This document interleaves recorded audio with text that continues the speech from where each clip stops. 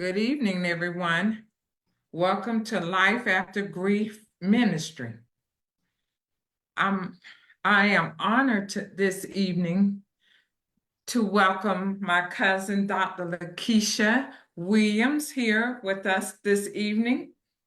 And she is a blessed woman of God, and we just want to go into sharing this afternoon her testimony. She has an awesome testimony of how God came and changed her life. She went through a lot of challenges in life, and she's going to come forth tonight to just encourage you to know that whatever you face, that you have the ability to overcome any situation.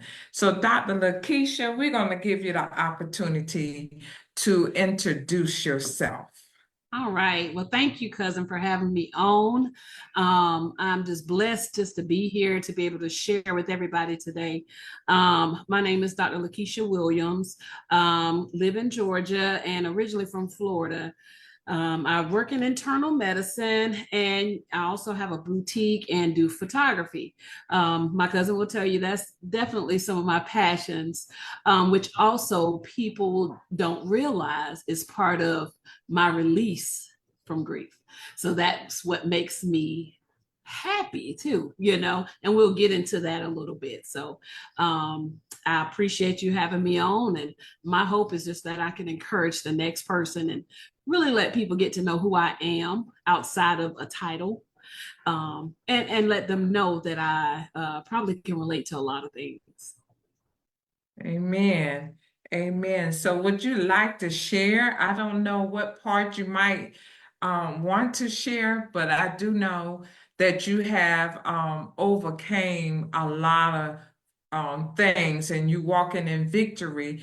And so a lot of time people, they see you now, but a lot of time, even myself, I didn't know what you were facing and the challenges, because every time I saw you, you always had that beautiful smile and, just the calm Keisha that I always knew, and never would have known that you was experiencing different challenges in your life. So what part would you like to share and to encourage the women that they can overcome any situation? Absolutely. And I think I couldn't start at one place without kind of telling all or knowing where I've come from, for them to understand who I am. So I was raised in Jacksonville, Florida. By a wonderful godmother. My mother was in my life, but my godmother basically told her she would go out sometimes, and she would tell her, okay, when you get things together, you come back and get her then. And so I will say that, where we stayed, there was a crack house across the street. There were different things, but thank God for a woman who was a praying woman who protected me and who guided me. I will say that I was one of the few in my class that made it out of that environment. So my first thing I would want to encourage people is it doesn't matter where you come from. It doesn't matter where you've been. What matters is where you want to go. And you hold the key to that. You hold the motor to that. And don't you dare let anybody else take that reign from you. And so you're looking at somebody who just decided not to let my environment dictate where I go. And so, as I said, my godmother raised me, had a wonderful godmother. My mom still was involved in my life. But as a child, let's just go here. You don't see that she made the best decision by doing that. She didn't totally give me away at all. But you didn't see that as a child. You're feeling, I feel abandoned sometimes. Or where is this, that, and the other? Why me? What's wrong with me? My brother was somewhere else as well, And then when I went through the fact of my mom marrying, and she was married, and my stepsister was basically raised by her. So there's a lot of feelings that can surround that. Yeah, So you have to, first of all, if the devil can get hold to us in here, he will steal your joy. absolutely. So you have to get a hold of that. But as a child, yes, there are some things I went through, and I had to overcome that. So you're looking at somebody. I went to FAMU, attended there. That's just some of the history of what I've been through. Also dealt with molestation, all of those things, and so think about that with a lot of things that a child, or as you're growing up, even into adulthood, let's get there, that those things can linger if we don't take hold and capture those things, right? And so I went to Florida A&M University, ended up meeting my kid's father, not there, but at, I'll say, Daytona Spring Break, somewhere I probably shouldn't have been, young, trying to be wild, never fit in. Because one thing about it, when you had a calling on your life, you can try and do anything and you will not fit in, you know. But thank God that he protected me and shielded me even through what I went through, because it could have been worse. Right. You know, it could have definitely been worse. So you're looking at somebody then who had went through all these things, suppressing everything that I went through. So what did I do? I ended up holding on to a situation that probably it was not best for me. It was abuse, all of those things involved in physical abuse, verbal abuse, and mental abuse. And let me just say loud and clearly, ladies, verbal abuse is abuse. Yeah, absolutely. And mental abuse is abuse still. So, and I say that because I've had somebody say, oh, it wasn't, he didn't hit me, he just did this. Abuse is abuse, okay? And so sometimes the reason we hold on to things that we shouldn't is because of those feelings of abandonment and things that we haven't dealt with. So we make the wrong choices.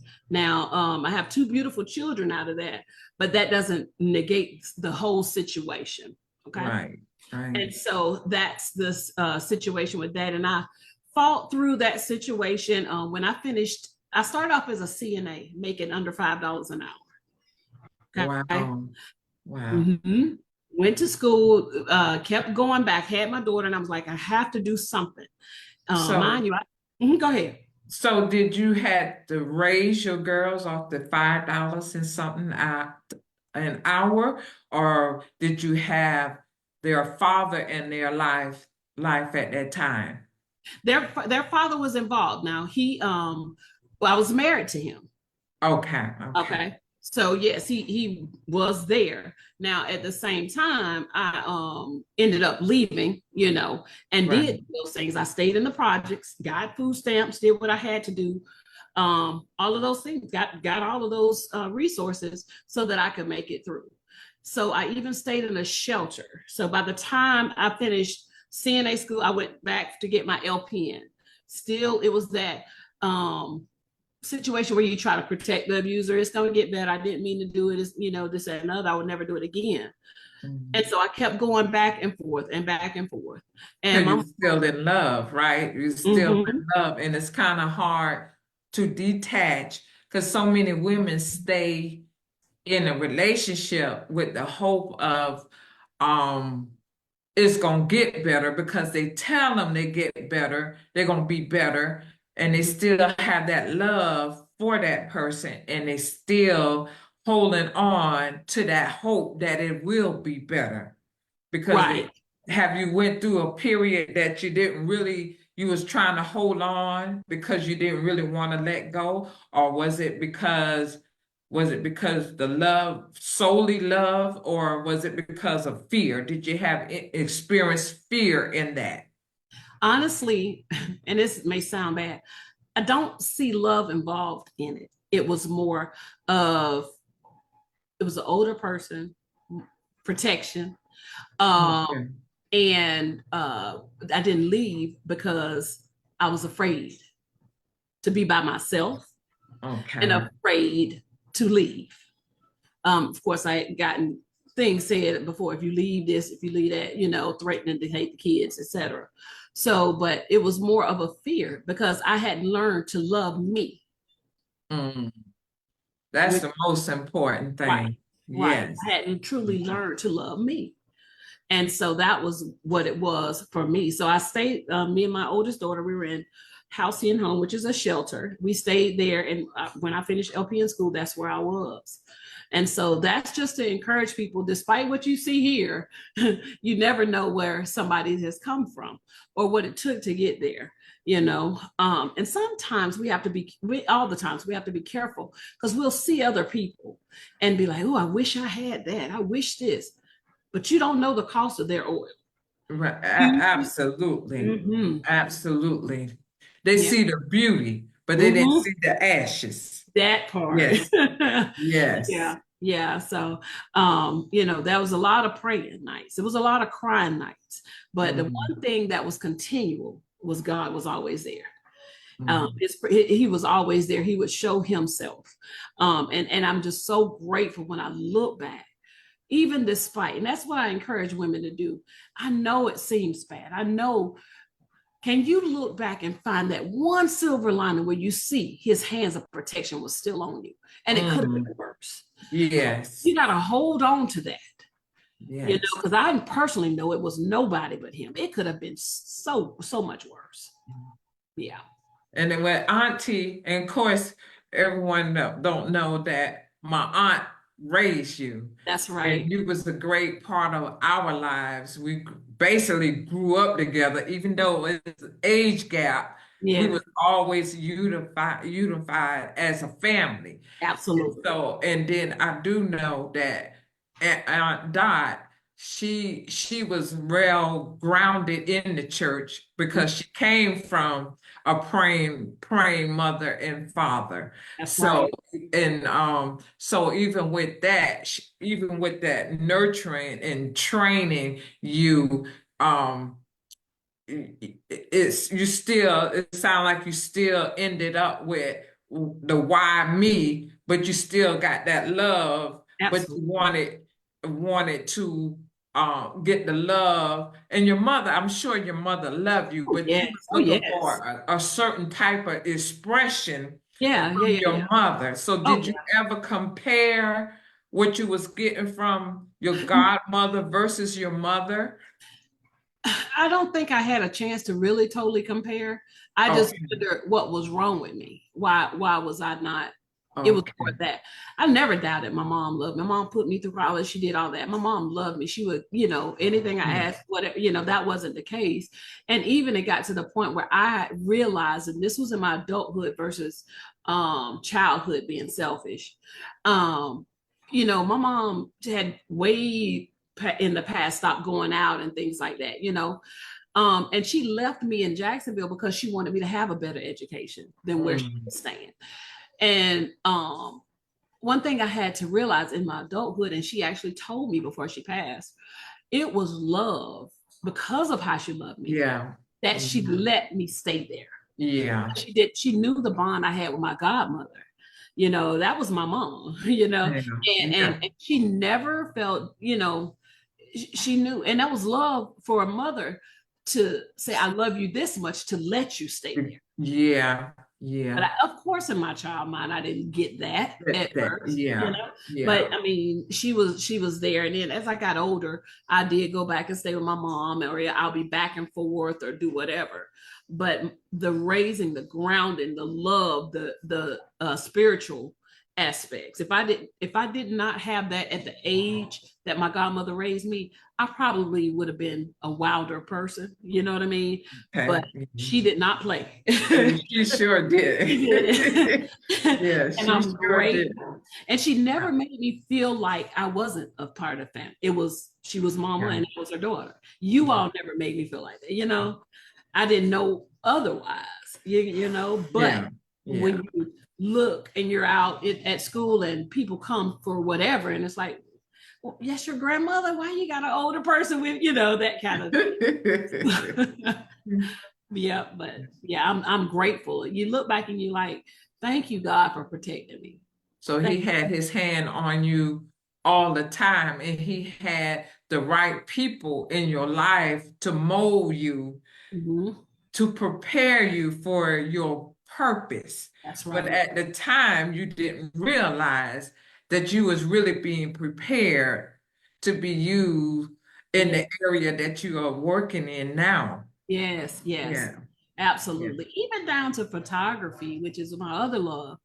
Oh when, yeah. when I do it, I've had people in the studio, they end up getting saved or they express things and talk to me about things they're going through, and so it's an experience still. It's a way of healing, or they didn't realize they were this beautiful, and just to make them happy. That's a part of healing for me too. Yeah, yeah, and a lot of people, I don't know if they've, familiar, but I know your work gets out there. Awesome gift. And a lot of time people think you have to be in the church or you have to be up in the pulpit to minister to other people. But I do know from your testimony, when you were sharing, and I probably get you to share your passion of what's behind the scene of photography, because you not doing it just to be doing it. You have that passion behind it. Would you like to share what Sure. is the passion behind your gift, your Yes, other gift? absolutely. So some of the passion, and let me say this, there's nothing wrong with therapy at all. Right, right. Let me say that there's nothing wrong with therapy.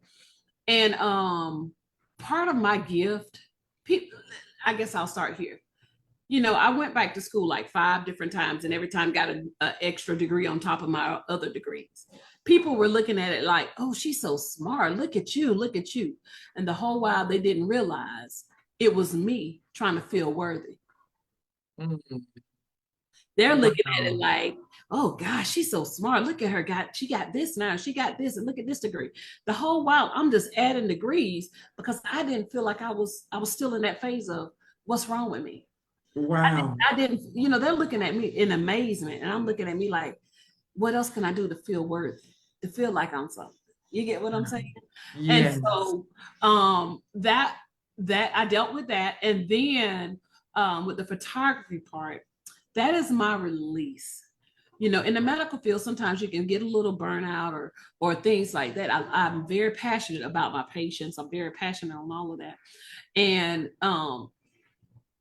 for me, it is my, as I call it, my woosah, to kind of let go and to be able to it's my playground to Mm, release, mm, to deal with my grief, to deal with um I love to see other people happy. I love to see people feel good because it was a time I wish somebody would have told me I was pretty. But guess what? Even when they did, it still did. It wasn't enough, So mm. it's my way of it's the smile when I see them finish the photo shoot or the experience or them building that confidence, Mm. that means so much to me that I've, met their expectations or exceeded their expectations and helped them find a new piece of them that was lost. Mm.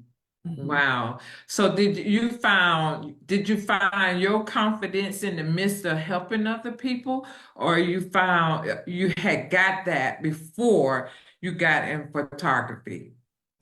I think I've always been a fashionista, as they call it.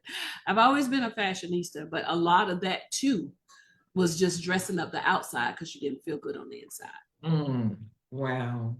That's so important because a lot of women walk around looking nice on the outside, but torn up on the inside. Yeah, Yes. Yeah. So it's important that this matches this. right, Because right, if not, I don't care what you put on, you'll attract the wrong thing if this isn't right, or the wrong person for the wrong reasons. So, right. you have to, that self love and everything has to come with it. But I've always also, like I said, always been a fashionista. I always loved fashion. I think it did help me bring some of that confidence back to myself. Okay. A lot of people will be like, they'll be surprised to know that actually I am a little shy. I would have never said Uh-huh, that. uh-huh. Yeah. Yeah, wow, Mm-hmm. wow. Because you were always a little verbal. Mm-hmm. Mm-hmm. Yeah, I would have never took it that you were shy. It's more of the confidence when the self-confidence wasn't there. Okay. Mhm. Okay. Mhm. But look at you now. Oh yes, God is amazing. He's amazing. And let me just encourage women that yes, I've talked about the abuse, I've talked about everything, but let me tell you, he is a restorer. You Yes, trust he him, is. you trust him, and you know, yield to him. I have an amazing husband. So I just want somebody to know he will give you beauty for ashes. But you got to keep him first, you know. I'm still in, I have to pinch myself and pinch him sometimes to make sure it's real. But so yes, he has definitely gave me double for trouble. Oh, that's a blessing. And so many, so many women need to hear this because, when you're in a dark place, sometimes it's just hard to see outside of the darkness. And I always, when I try to encourage someone, even no matter how dark the clouds are, it's always sunlight behind the clouds. You might not be able to see it at the time, but as you go through the journey, the sun gonna be shining on the other side of what you experience. So in other words, whatever you experience in life, it's just a temporary thing. It's just for a moment. But a lot of time we make it longer. But and as you were stating, how your mind, if your mind keep you locked in to what's not happening for you, it makes you stay in your situation much longer than God even intend for Yeah. you to be in it. Yes. Yes. Absolutely. Yes. Yes. So I'm just thank God. I just said that I just wanted everyone to hear your testimony, and we're gonna bring you back and let you tell the other half of how God the respiration part began. And because that's another awesome, y'all, another awesome part of her testimony. And but I thank God that you are able to share that through abuse, molestation, that God, brought you through all that. And so you survived it, Yes. you walking in victory from it, Yes. and it made you from what you expressed, it made you become a better person. You strive for better because a lot of time people get lost, Mm-hmm. lost in what happened, what's happening to me. Mm-hmm. And I'm gonna ask you one question before we leave off, and then we'll come back on the next podcast, and you can share some more of your testimony. But what made you start seeing the light on the other side of what you was going through at that time? Yeah. I want it better for my kids. Um, for one, you know, I didn't want them to see. So I stayed so long because I was worried about, okay, I don't, I want them to have a family. But then Hmm. if they're hearing the arguing, if they're seeing abuse, you're hurting instead of helping them. Right. And Right. so some things also we have to be real about generational curses, and we have to, you know, be willing to break those generational curses. And we have to realize it's if it's to be, it's up to me. I can't depend on anybody else to make me happy. I can't depend on how their opinion is of whether they think I'm pretty or whether they think I'm this, that, and the other for me to develop into the person God has me to be. Mhm. I just it was thank God for people who encouraged me when I was a CNA. It would be different nurses that just made, you know, baby, they would pick up on it. What's wrong with your eye? Or what's going on with this? Or what's going on with that? And would encourage me and see better in me than what I was told. Mm. So And you had to wrestle between yeah. what he was saying and what people was trying to encourage. But here it is, cousin. Not only that, but what I was saying about myself. Okay. I had to even wrestle with that. Those Okay. thoughts I had informed about me. Okay. So Mm-hmm. you think a lot of that played into accepting him being in your life. A lot of it, yeah. Okay, okay. Well, y'all, we're gonna end it because my cousin, she's busy at work, but I really appreciate you taking the time out to share. And we'll definitely be back on once she give me her schedule, we'll be back to continue. So it's no end to this, but it will be a continuation of this podcast. And thank you, Dr. Keisha, for coming on. I love saying Dr. Keisha. I just love you and thank you for your prayers and for always loving me. Like, I mean, you've been the same person since the day one I met you, which I don't even remember the day one because I was a baby, I guess. So I don't even remember because I mean, my godmother had me since I was what? Ooh.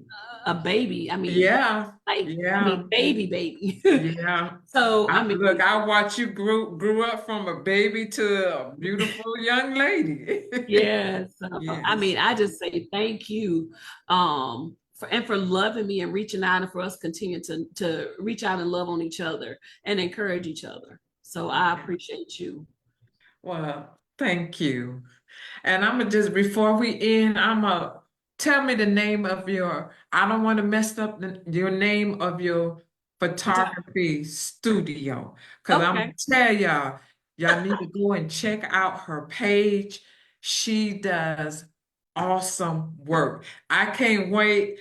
I'm gonna try to wait till my 65th birthday and really do it. I want to do it big for my 65th birthday Yes, because you yes. do awesome work. But Thank y'all, you really need to check it out because she does beautiful work and she put the love in it. You see the compassion in it. So just share your page before we end tonight. I absolutely will. And it's Divalocity Photography, Divalocity.